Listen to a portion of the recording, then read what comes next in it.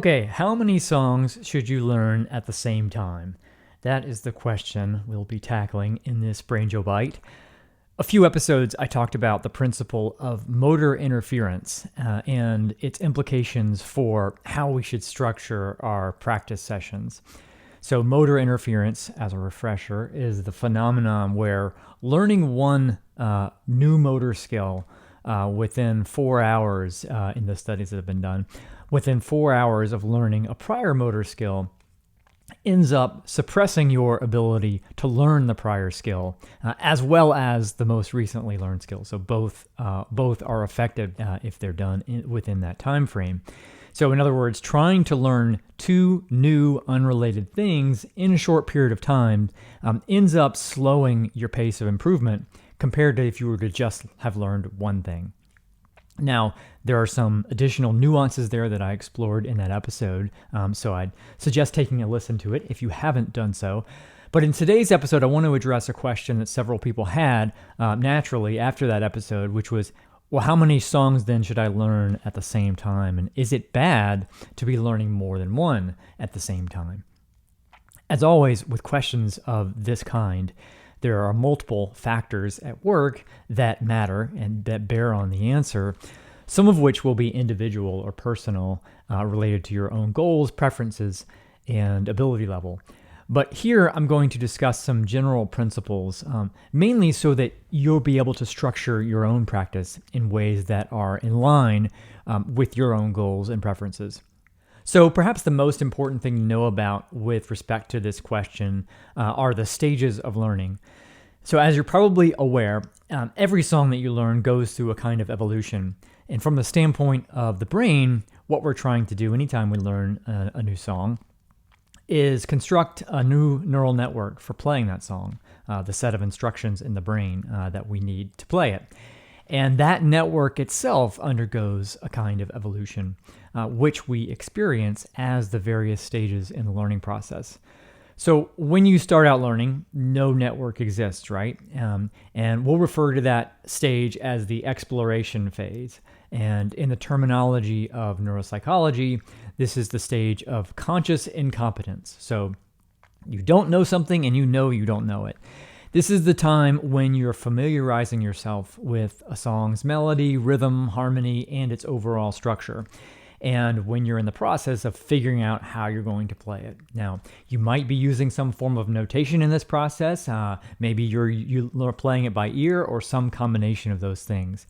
And then you're making decisions about how you're fingering it, essentially identifying and then learning the sequence of movements that you're going to need to play it. Needless to say, this is when things are the most challenging and the time when it's most demanding for the brain. That also means that this is the time in the evolution of learning a new song when the brain is going to be changing the most. And it's during this stage in the learning process where it's probably most important to be mindful of this phenomenon of interference. So I think it's safe to say that working on a new song that's in this stage for 15 to 20 minutes and then moving on to another song that's also in this same stage not long after would be counterproductive. And you probably undermine your ability to learn either one of those things. And based on the principle of motor interference, would likely undermine your ability to learn either one. So you'd be better off just learning one. Now, at some point in the evolution of learning a song, you get to a point where you can play through it entirely, but it's not quite to the point where you can perform it. So you still have to concentrate hard to play it, and it still needs some work to bring it up to where you want it to be. And we'll refer to this as the refinement stage. In the neuropsychological lingo, it's the stage of conscious competence. So you are competent in playing it, but it requires focused attention. And the key metric for determining whether a song has moved from the first exploratory phase to this refinement stage is whether or not you're able to play it in its entirety from start to finish with some kind of external timekeeping device, no matter what tempo. As mentioned, what we're trying to do here is ultimately construct a new neural network in the brain. And one thing we know is that as we move through these stages of learning, the location of our evolving neural network also begins to shift.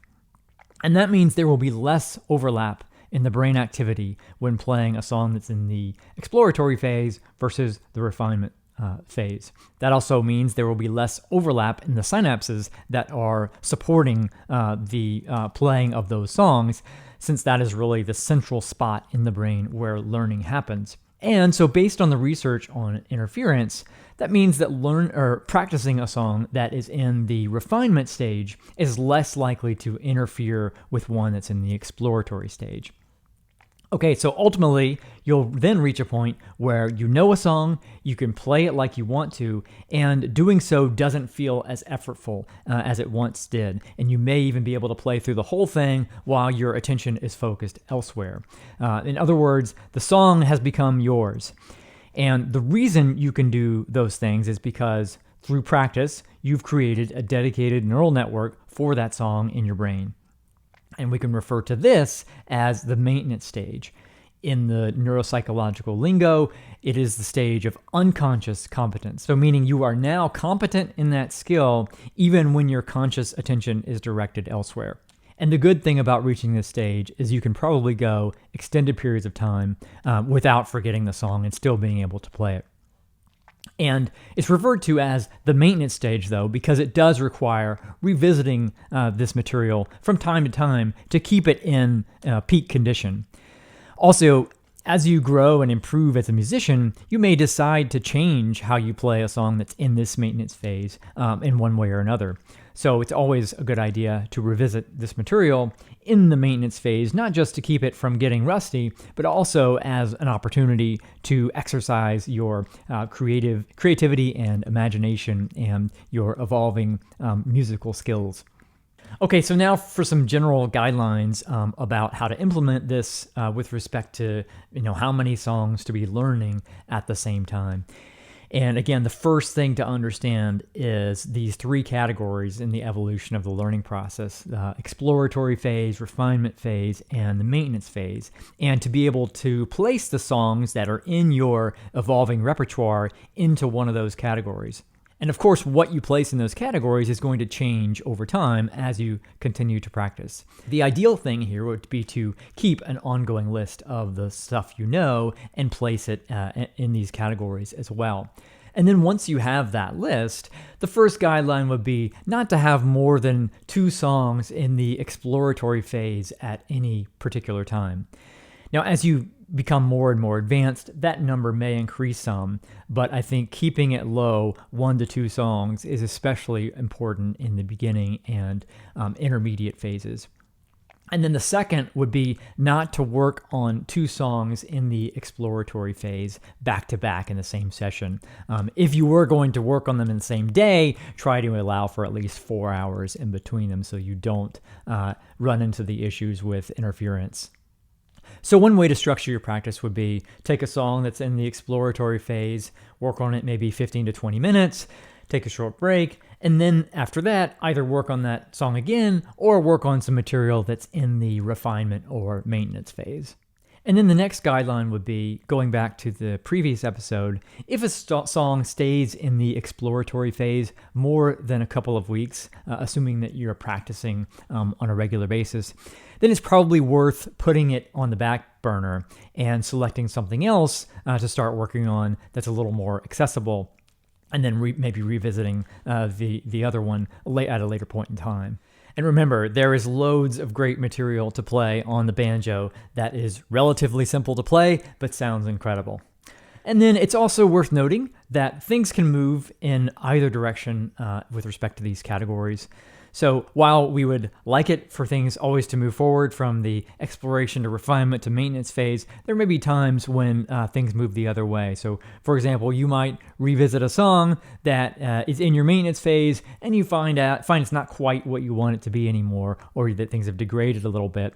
So no worries, just move it back into the refinement category and work on it a bit more.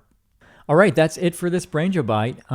Again, if you have any questions about these episodes, feel free to leave them in the comments. As you probably know by now, I read them, and they're often great fodder for future episodes. So that's all for this one, and I will see you next time. Thank you for watching this episode of Brainjo Bites. To catch future episodes, hit the subscribe button and ring the notification bell if you haven't done so already. You can also hear these episodes on the Brainjo Jam podcast, and you'll find a link to that in the video description. Also, if you are ready to get started learning the banjo, then head over to brainjo.academy.